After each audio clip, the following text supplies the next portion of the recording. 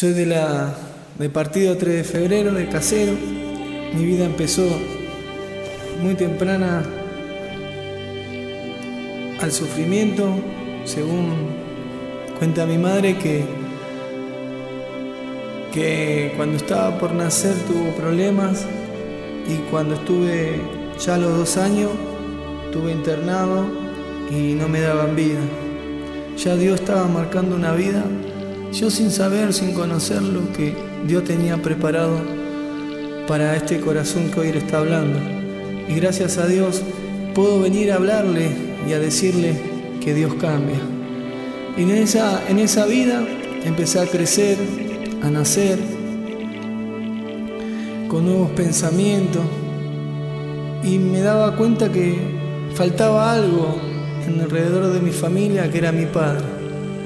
Y me crié con un anhelo de mi corazón de quererlo, de amarlo, del que él siempre estuvo al lado mío, aunque su vida fue cárcel tras cárcel, droga, mujeres. Y yo en toda esa vida que estaba viviendo, yo no tenía el conocimiento de que mi padre estaba preso. Y yo sufría, solamente me enteraba por cartas, me enteraba por circunstancias de que mi abuela me comentaba de él, como cuando a veces me llevaban a los penales. Y era como un ídolo, era algo que siempre lo amé, que siempre lo quise. Y en un momento me he enterado, jugando con mis amigos, de que mi padre no estaba trabajando, sino estaba preso. En ese mismo momento, cuando me enteré, fue un dolor muy grande en mi corazón. He llorado, he ido corriendo a mi casa, a mi hogar, y diciéndole a mi madre: mamá, ¿por qué me mentiste? Había agarrado un odio, había agarrado un llanto que no podía parar. Estuve como más de 3 horas llorando, sabiendo la realidad de que mi padre estaba prohibido su libertad. Entonces, en ese mismo momento seguí creciendo con ese dolor, seguí admitiendo, y ya no me daba vergüenza, sino era como un ídolo más. Que bueno, mi padre era así, yo también tenía que ser así. Entonces fui creciendo de a poquito, poco a poco, me iba dando cuenta de muchas cosas. Ya el colegio ya no me gustaba, ya no tenía noción de tener un futuro. Ya mi vida era salir a bailar, baile, pelea, contiendas, ir alcohol. Cuando me quise acordar ya estaba metido en las drogas. Cuando quise acordarme verdaderamente ya estaba metido no solamente en el alcohol, en la marihuana, sino también en la cocaína. Y cuando quise acordar ya estaba con las pastillas. Mi vida fue en ese 15, 16, 17 años fueron muy fuertes para mi juventud, porque ya lo único que hacía era drogarme, pararme en las esquinas, y ya era otra mi vida. Ya no me importaba nada, solamente en drogarme. Lo único que me acuerdo, un día que estábamos en una esquina con un amigo que ya falleció, murió, lo mataron en la cárcel, y le decíamos, nos mirábamos y decía: cuando seamos grandes vamos a tener moto, vamos a tener auto, vamos a robar camiones blindados, bancos, sucursales, todo. Soñábamos, éramos chicos y soñábamos en robar cosas grandes. Y en esos tiempos nosotros empezábamos a robar estéreo, zapatillas, bicicletas, como entran todos los jóvenes hoy en día. Como cada uno de las que estamos viendo, la juventud empieza así. Así he empezado yo, en esa vida tan mala. Ya no iba a dormir a mi casa, 2, 3 días fuera de mi casa, de mi hogar, en la Carlos Gardel, paseando, caminando por los huecos, sin saber que un día podía llegar a pasarme algo. No me importaba nada, lo único que me importaba es conocer gente y hacer cosas malas. Ya ni mi madre, ni mis hermanos, ya no me importaba nada, solamente la droga. Hasta que llegó el momento de encontrarme con la realidad, que robando terminás preso. Ahí, cuando tenía 16 años, caí. Después caí de nuevo a los 17. Y después caí de nuevo a los 18 y ya no era una comisaría de menores que vos podías estar unos par de días y tu mamá te sacaba. Ya verdaderamente era el juez que tomaba la decisión si salías o no salías. Y así terminé en la cárcel, lejos de mi madre, pasando motín, pasando momentos malos, viendo sufrir. Era un chico que no pesaba mucho, era muy delgado. Imagínate esa circunstancia en una cárcel. Entonces, ahí ahora yo me doy cuenta que estuvo Dios, porque pude haber pasado un montón de cosas malas, pero gracias a Dios su mano poderosa me había cuidado. Y seguía mi vida, seguía caminando, seguía viviendo la vida de otra manera, y solamente soñaba en robar, en crecer, en robar. Y llegó un momento que me salió la libertad, salí, y a los 3 meses me he juntado con chicos y estaba peor que la primera vez. Ya robaba cosas más grandes. Y después caí por segunda vez en Devoto. Y ya otra vez Dios me salvó, me cuidó, me protegió ahí adentro. Por misericordia de Dios. Porque las cosas que vi y pasé, solamente te das cuenta que Dios te estuvo cuidando y guardando. Y sufría, pero no me importaba, porque ya mi vida era ser alguien, tener un cartel, poder conocer y poder que entienda que ya era el Diego, que no era más el chico que cargaban, que burlaban con su padre, que lo trataban mal, que le pegaba. Ya era Diego, ya tenía algo que me defendía, era chorro, como dice la palabra hoy en día.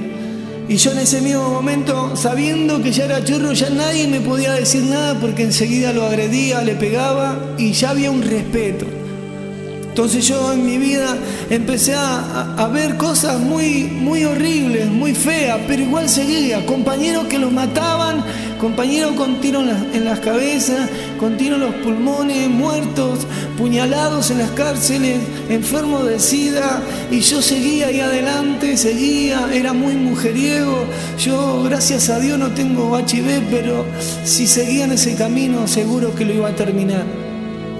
Y entonces en ese mismo momento, cuando salgo de Devoto, volví de nuevo, y ahí ya no era más mi vida normal, sino era peor, porque ya había conocido gente grande, gente que te enseñaba a robar lo que yo anhelaba de chico, lo que ya en mi corazón tenía de chico se estaba cumpliendo ahora de grande, de poder robar cosas grandes y poder estar bien.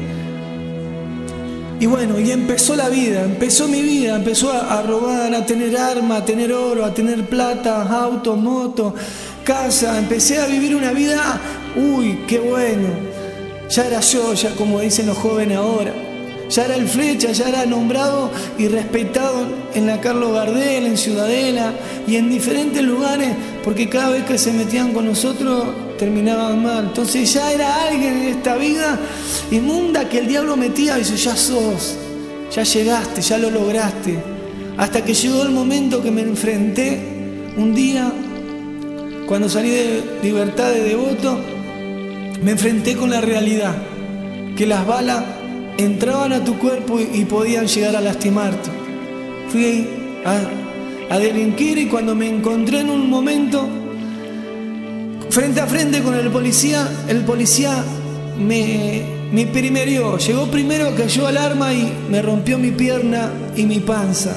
Y ahí empezó mi caos, ahí empezó mi sufrimiento, ahí empezó mi dolor en toda mi vida, a empezar a vivir la realidad, que no era todo un juego, que las balas mataban. Y en ese mismo momento me llevaron a una clínica, me estuvieron operando, todo contrabando porque ya era algo grande, ya podía pagar un doctor. Y en ese mismo momento me estaban operando, me estaban cicatrizando las heridas. La gente oraba, no me importaba nada, seguía con mis pensamientos, hasta que un día me encontré recuperándome de estas heridas, con muleta, bajando de mi casa. Había terminado de comer, estaba separado de mi señora, porque yo ya era una persona que me gustaban las mujeres y ya no podía vivir una vida normal con una pareja. Y en ese mismo momento, yo separado de mi mujer, teniendo mi casa, bajo la escalera con las muletas, y me encuentro con dos personas que habíamos tenido problemas un día anterior, y esas dos personas vienen y me dicen: te venimos a matar. Y yo le digo: mira, si tenés algún problema, vayan y arréglenlo con los que los tienen, no conmigo. Te venimos a matar. Y automáticamente me pegan un tiro en la pierna, caigo, y automáticamente me dan otro tiro, y le dice al que está al lado: matalo. Automáticamente agarró una 9, una 4,5 y me empezó a descargar. Empezó a tirarme tiro, a pegarme los tiros en todas partes del cuerpo, y yo lo único que escuchaba eran las balas que decía: pará, pará, pará. Y en un momento, cuando me dejan de tirar, levanto mi cabeza. Yo ya se habían ido, vi una nube, veía nubes, así como medio mareado. Me encontraba en ese lugar, y lo único que me acuerdo es que la gente vino automáticamente ahí en la Carlos Gardel, en la Monobro 11. La gente vino enseguida a levantarme, a llevarme corriendo. Me metieron en un auto y me llevaron al Posada. Cuando llego al Posada me encuentro a mi señora, que me dice: Diego, no te mueras, mirá que está la Mayra, recuperate así estamos juntos de nuevo. Yo le dije sí, pero sin saber lo que me estaba pasando, lo que estaba viviendo, la realidad, que las balas mataban, que las balas lastimaban. Yo pensaba que era toda ciencia ficción, miraba las películas y me creía uno de ellos, pero cuando estaba viviendo esa pesadilla, yo no sabía cómo reaccionar, cómo desenvolverme. De repente me encuentro estoy entrando a la sala de operaciones y no podía entrar porque mis piernas soy largo, mido casi 2 metros, no podía entrar al ascensor. La gente desesperada, gritando, queriendo golpear a los enfermeros, a los doctores.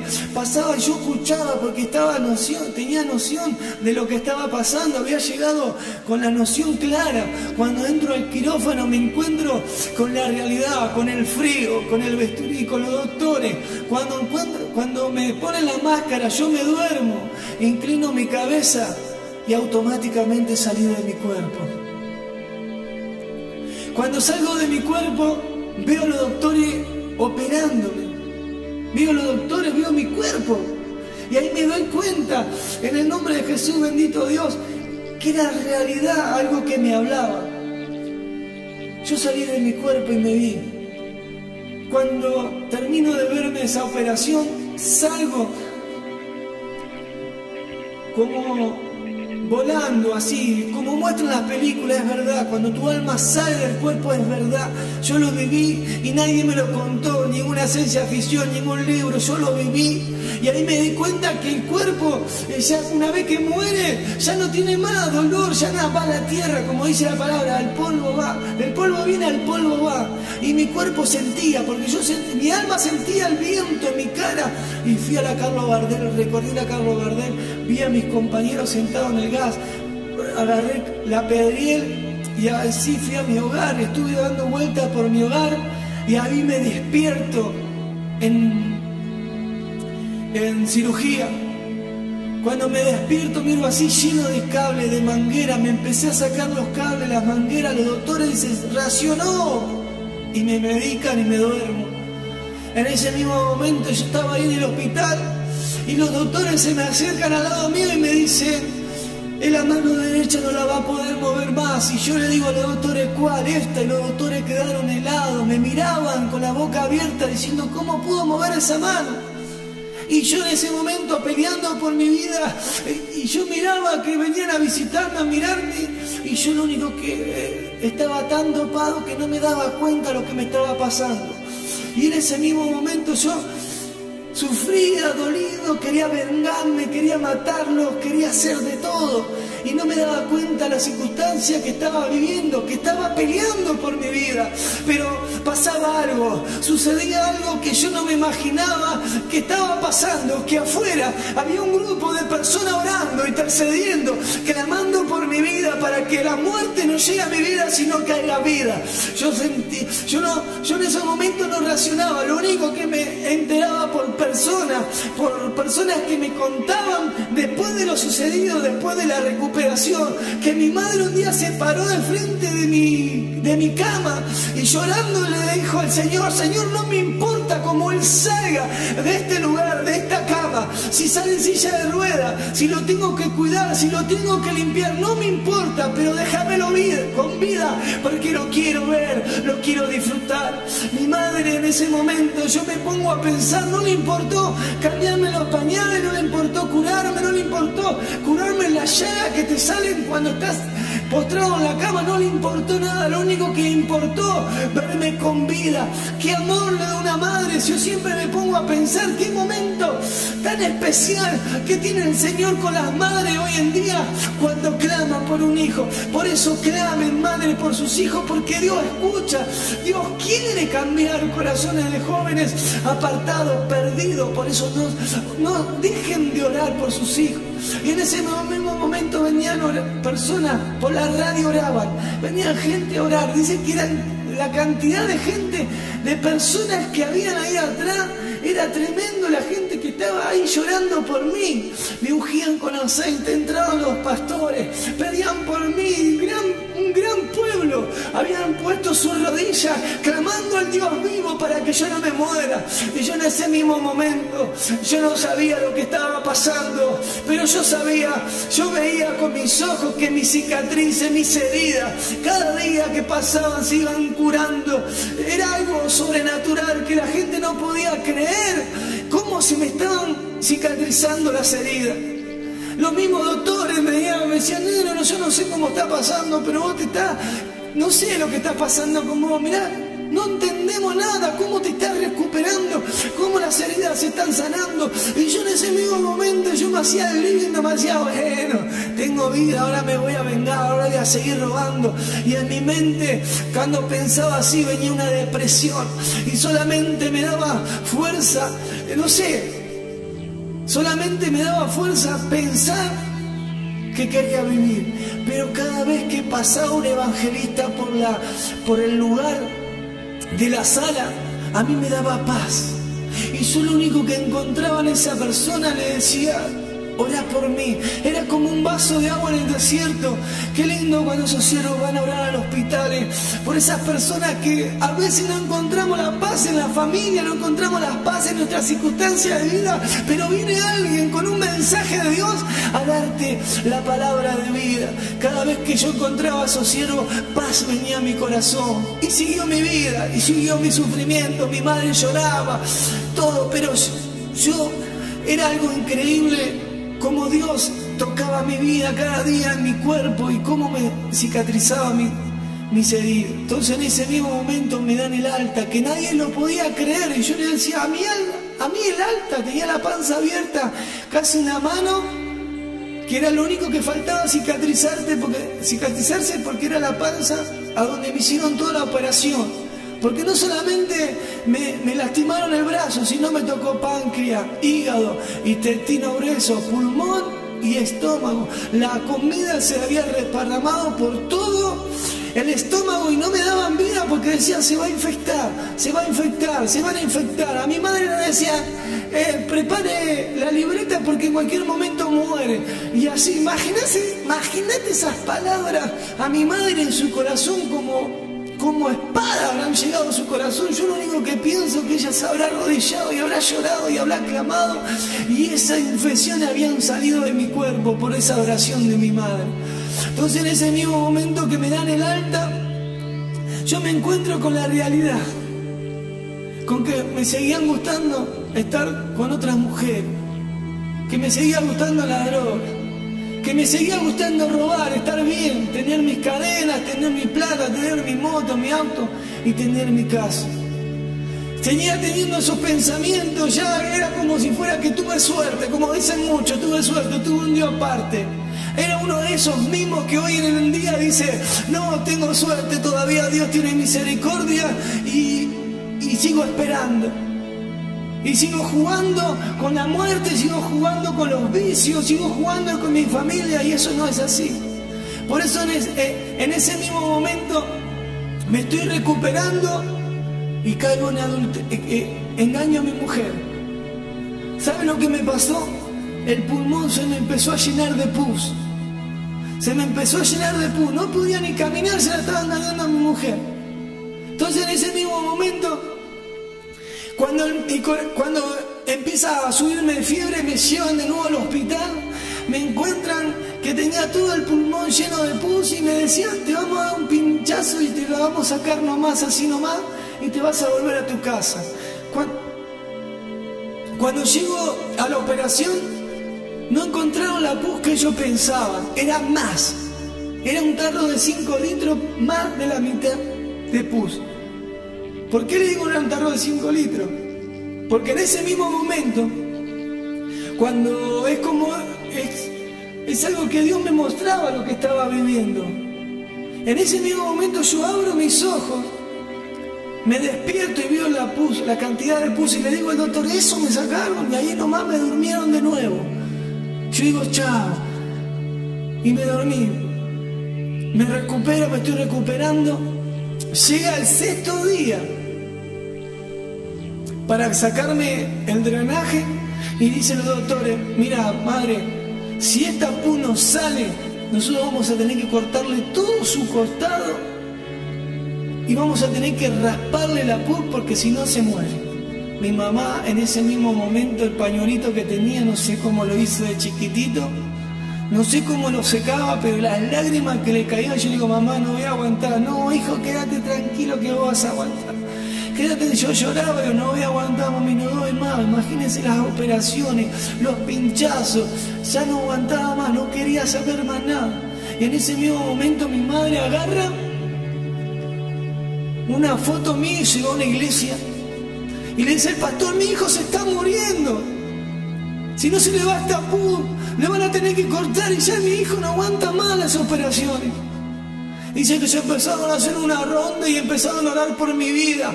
Por mi vida empezaron a clamar, a pedir, a rogar, a suplicar que Dios haga un milagro en ese pulmón. Y en ese mismo momento, allí en el hospital, esa gente orando, intercediendo por mí, llegando esa oración a mi vida. Al otro día cuando me encontré con el doctor, mirando las 2 placas, decía, yo no sé lo que está pasando con vos. Mirá la pus que tenía ayer y mirá ahora esta placa, no tiene nada.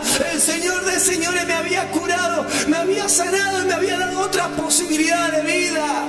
Gracias, Señor.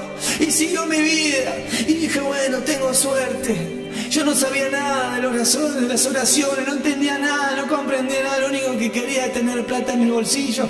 Y allí me fui recuperando y así empecé a robar de nuevo. Me acuerdo con un hermano que se llama Martín. Habíamos ido con 2 armas sin bala porque no tenía ni para comer ya, porque mantenía mi casa yo cuando robaba, pero había tenido tantos problemas de accidentes uno atrás del otro que no tenía para sustentar mi hogar. Entonces yo voy a robar.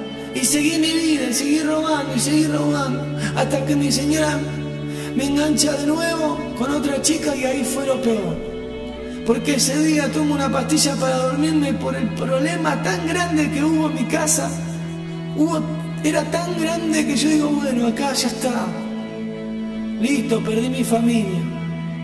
En ese mismo momento me levanto al otro día medio resacado y me voy a robar de bronca. ¿Qué pasa? Me voy a robar, lo voy a buscar, me voy a robar de nuevo.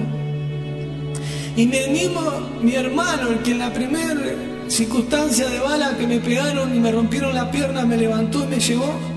Otra vez estaba de nuevo conmigo, robando. ¿Y qué pasa? Terminamos de robar y no me acuerdo cómo choqué, pero terminé en un palo de luz destruido. La cabeza rota, la nariz quebrada, el fémur que me habían operado, en la primera operación estaba doblado, mi cara sangrentada. Dice mi hermano que cuando me vio en el coche pensaba que estaba muerto. Me sacaron porque era mi hermano y no me quería dejar ahí.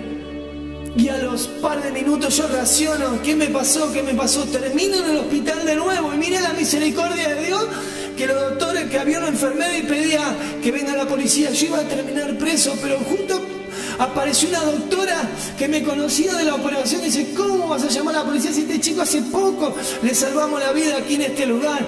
Dale, empieza a coser, dale anestesia y no llames a nadie. Y ahí me salvé de caer de nuevo detenido. Y siguió mi vida, ya mis piernas se habían cogido 5 centímetros y ya quedé rengo. Igual, o sea, pasé por ese momento malo de estar 6 días sin acordarme qué me había pasado. Hasta el día de hoy no me acuerdo cómo choqué. Igual seguía.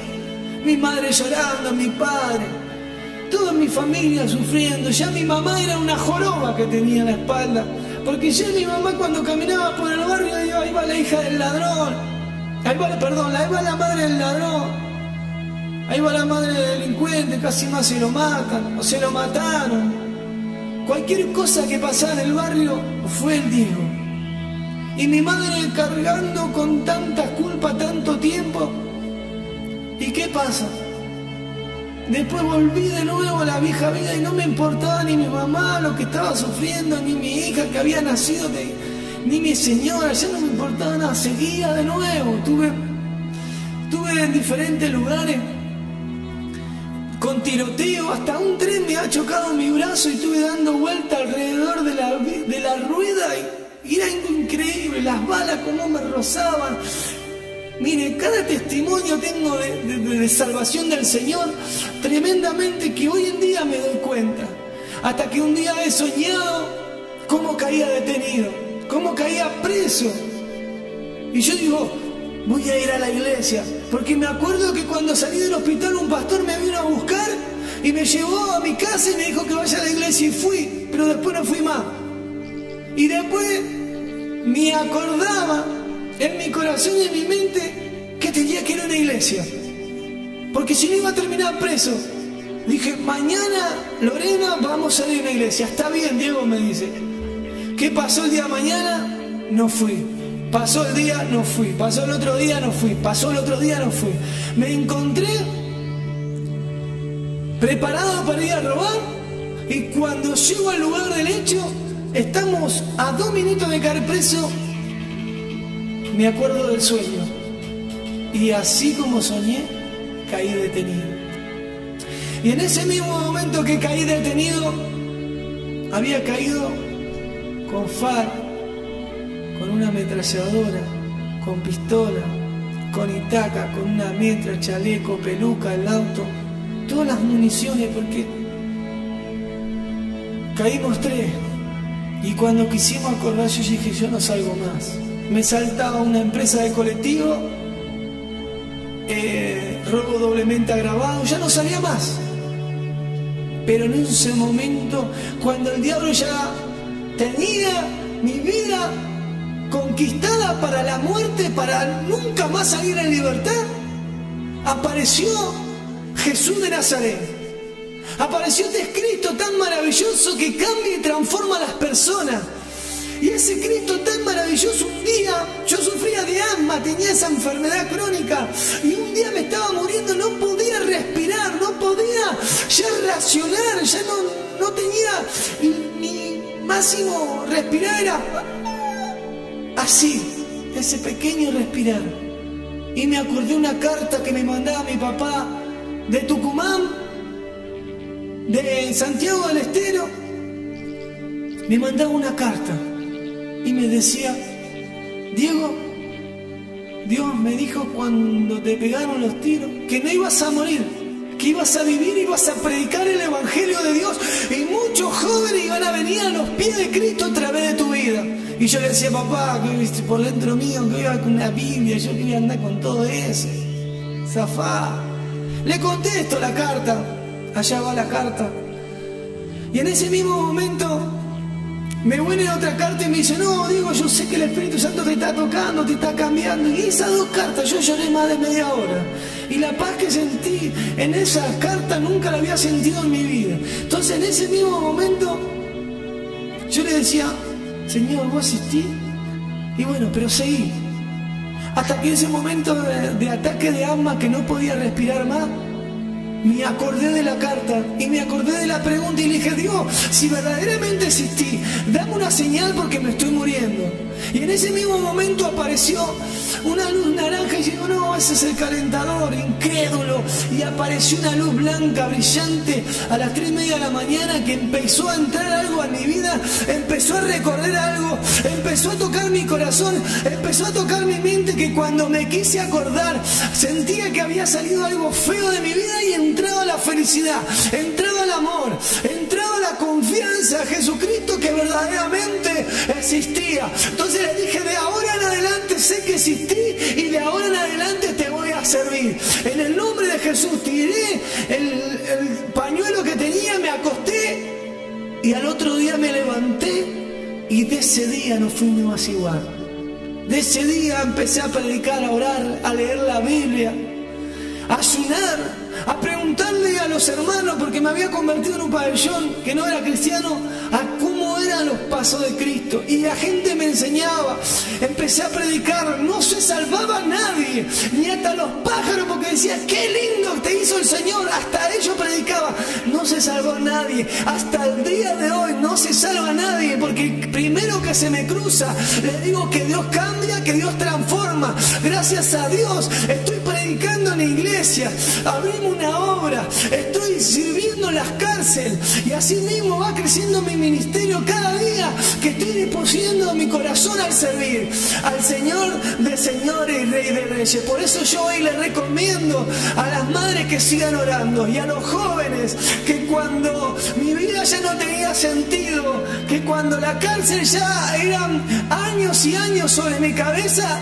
yo ya no sabía qué hacer con ese cartel de flecha del ladrón. Ya esos sueños que yo tenía, ya no los quería más, ya no los quería regalar, los quería entregar a cualquiera que se me cruzaba. Tomá, acá tenés mi cartel, todo decía de ella, mi compañero, esto y el otro y aquello, y yo ya no quería saber nada, solamente quería tirar una cuerda a esa ventanita chiquita que está en la unidad general Alvear, tirar esa cuerda y ahorcarme y no vivir más.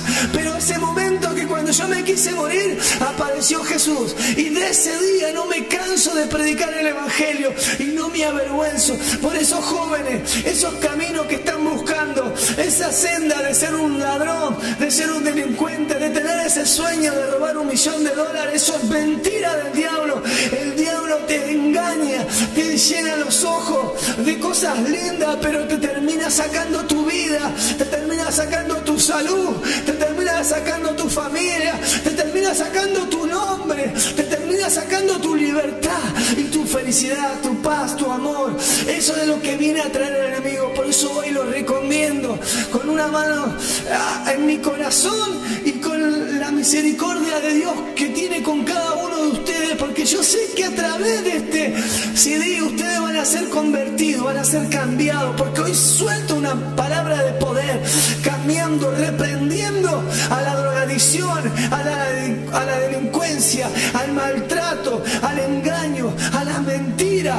Ahora en el nombre de Jesús salen de su mente. Yo transmito la bendición a las madres que están intercediendo, a las madres que están orando, a las madres que están clamando, los padres, parientes, que en el nombre de Jesús una confianza plena para que ellos tengan la confianza de que Cristo lo van a cambiar.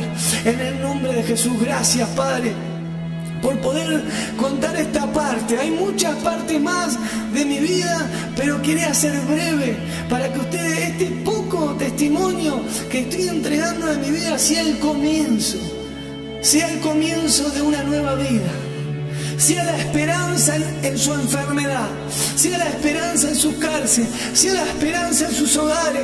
Y le pido perdón a todos aquellos que han pasado por un momento de robo, por un momento malo, porque les cuento que yo no sabía lo que hacía y ahora sé lo que hago, y les digo que hay que perdonar para ser perdonado. Por eso los bendigo de este lugar, que caiga la rica bendición en sus hogares, en sus iglesias, en las calles, en los rincones, en las cárceles, hasta lo más profundo, ahí en los buzones. Si hay alguien escuchando esta palabra, te tenés una oportunidad de vida. Si allí en las esquinas te estás escuchando este CD, tenés una oportunidad de vida. Si ahí esas madres están llorando y están escuchando este CD, hay oportunidades de que sus hijos cambien. Por eso aquí le entrego esta bendición para sus vidas, para que sea de bendición. Te doy las gracias y bendigo a los hermanos que me han apoyado, a mis pastores, Susana, Miguel, a mi esposa, Lorena, a mis hijos, y a mi hermana Eli, y a todos los que creyeron en mi ministerio, que no iba a bajar los brazos, sino que iba a seguir adelante predicando a este Cristo vivo, que no me avergüenzo porque es el poder de Dios. Amén, amén, Dios los bendiga.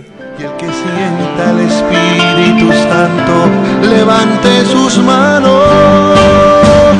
Llegó Jesús, llegó el poder, la autoridad, llegó la unción. Y esta casa antes vacía, ahora está llena de su amor. ¿Cuántos están sintiendo